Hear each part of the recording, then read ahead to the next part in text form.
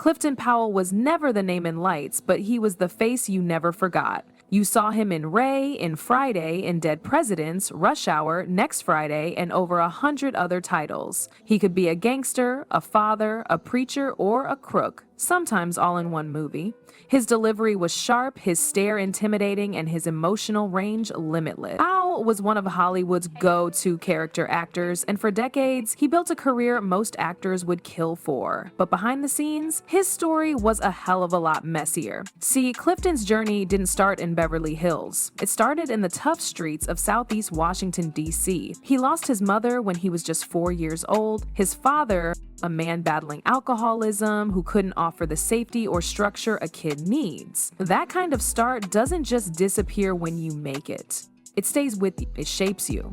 And for Powell, it planted a survival instinct that would drive his hustle, but also some of the demons he later fought in private. What's wild is how far he pushed himself despite those odds. His early days were all about staying out of trouble. He leaned on mentors, focused on school, and eventually found his way into acting, first on stage, then on screen. Once he broke through, he didn't stop. Powell wasn't the leading man in the tabloids, but he became the guy casting directors trusted to show up and deliver. If you needed a gritty scene to land, he was your man. And he didn't care if it was a small role, he made it count. But here's the thing about Hollywood, the camera doesn't capture what happens off set. It doesn't show you the contracts that vanish overnight, the stereotypes that box you in, or the personal storms that never make the gossip columns. For Clifton, the hits came from every angle. There were temptations, gambling, fast money, shallow friendships, and then there was the fallout. A marriage destroyed, a $5 million 0-cent divorce, children he admitted he wasn't present enough for. He once said being gone 50% of the time might have been manageable, but 70%? That tore his family apart. Still, it wasn't the casinos or the divorce that nearly ended everything. It was an accusation. One story, one moment, and suddenly the actor you saw in over 100 projects became that guy from that case. In 2011, a woman filed a complaint claiming an encounter with Powell turned non-consensual. The media went wild. TMZ headlines, tabloid frenzy.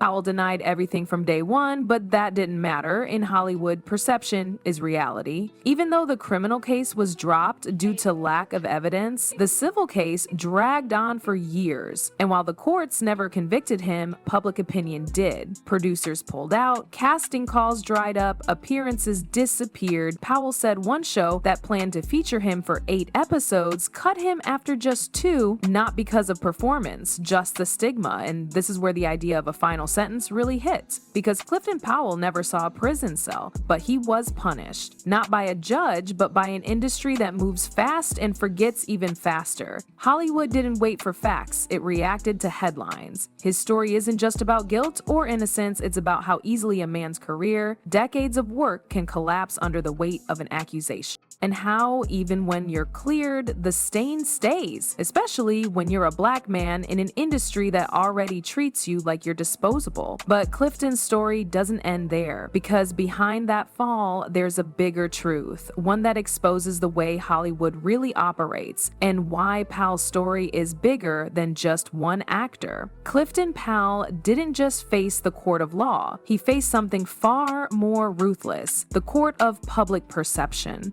In Hollywood, it only takes one headline to undo decades of grind, and Powell learned that the hard way. Even after his legal battle ended with no criminal charges, he wasn't walking back into the same industry.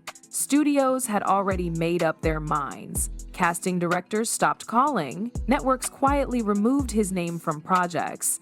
He wasn't blacklisted officially, but he may as well have been. One whisper in a producer's ear was enough to shut doors that had taken years to open. And behind all of this, a deeper, uglier layer. One that Powell began to speak about more openly: colorism. Not racism in the traditional sense, but a subtler version that ran deep through the entertainment industry. Powell talked about being told he was too dark for certain roles, not marketable enough, not relatable to mainstream audiences. It didn't matter that he had proven himself in dramas, comedies, action films, and biopics, it didn't matter that his performances brought rawness and authenticity to every role. What mattered was how his skin tone showed up on camera. Producers wanted charm, vulnerability, romance, and somewhere along the line, someone decided Powell's complexion didn't fit those boxes. Yet, he was welcomed with open arms to play gangsters, criminals, the dangerous roles that leaned into stereotypes. If they needed a character to intimidate, they called Powell. But if they needed a romantic lead or a sympathetic hero, suddenly he wasn't the right fit. That contradiction haunted his entire career. It was the same industry that applauded him for his performance in Ray, a role that earned him an NAACP Image Award nomination, but still wouldn't cast him in a love story. In Ray, Powell played Jeff Brown, Ray Charles' loyal road manager. He wasn't just a sidekick. He brought emotional weight, grounding the story with his performance. That nomination should have marked a turning point, but it didn't. The praise came, the recognition came, but the opportunities stayed stuck in the same lane. Powell wasn't blind to it. He saw how the system worked. He saw how light-skinned actors were pushed forward while darker-skinned ones had to fight harder just to be seen. And what hurt more was watching it happen within the Black entertainment community. He once called out director Spike Lee, not over personal beef, but over what he felt was unnecessary public criticism of another Black actor. Powell believed in solidarity. He believed that tearing each other down only helped the people already trying to keep them out. And that belief went beyond interviews. He lived it. Even during his most difficult years, Powell continued to mentor younger actors, speak at community events, and push for better representation. But all the while, he was carrying the weight of a system that had never truly embraced him. A system that profited from his talent, but never fully respected it. That kind of rejection eats at you. It makes you question your worth, your identity, your legacy. Powell wasn't just battling rumors or legal fights. He was fighting a culture that had boxed him in from the beginning. And once the scandal hit, that box became a cage. He knew the truth. Not all actors get to rebound. Some get written out silently, their absence explained away by creative direction or casting changes. But Powell had something a lot of people didn't. He had receipts, the work, the history, the evidence that he'd earned his spot. And now, all that history stood at a crossroads. Would Hollywood let him reclaim his space, or would it bury his legacy beneath whispers and forgotten credits?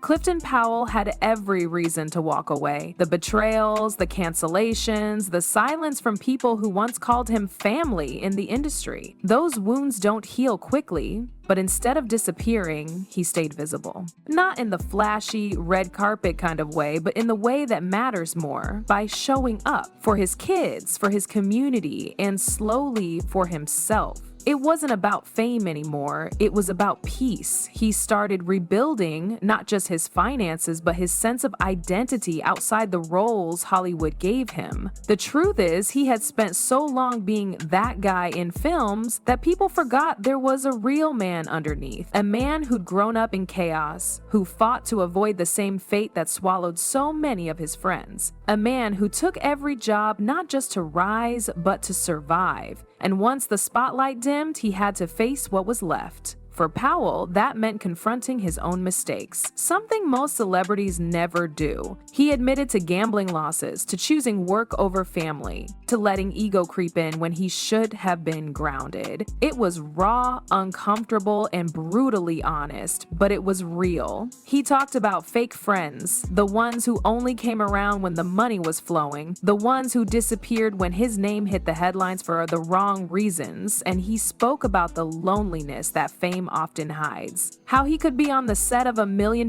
movie and still feel completely isolated. That kind of emptiness is what pushed him toward the casinos, toward women who didn't love him, toward distractions that numbed the pain. But there's a quiet strength in starting over. Powell began reconnecting with his children, repairing the emotional gaps left behind by years of absence. He didn't pretend it was easy. He knew an apology wasn't enough. But he made the effort, and over time that effort turned into healing. He stopped chasing the version of success that nearly destroyed him and started focusing on the kind that actually mattered. Being present, being accountable, being real. Hollywood didn't come running back, but that didn't stop him from working. Independent films, smaller projects, even voice work. Powell found ways to stay active. And what's wild is that fans never forgot him. They remembered Pinky from Next Friday, Jeff Brown from Ray, Cuddy from Dead Presidents. His performances lived on long after the headlines faded. He became proof that sometimes the work is the legacy, even when the industry tries to erase you. And here's what makes Powell's story hit different. He never played the victim. He acknowledged that life dealt him some unfair cards, but he also owned the ones he played wrong. He didn't need a redemption arc scripted by a PR team. He lived it quietly, day by day. When people ask what happened to Clifton Powell, the answer isn't simple. He wasn't taken out by scandal. He wasn't defeated by Hollywood politics. He was scarred, yes, but he wasn't broken. He's still here, still standing, still creating. And maybe that's the real lesson in all this, that survival isn't just about staying visible, it's about staying true. Powell could have faded out like so many others, but he didn't.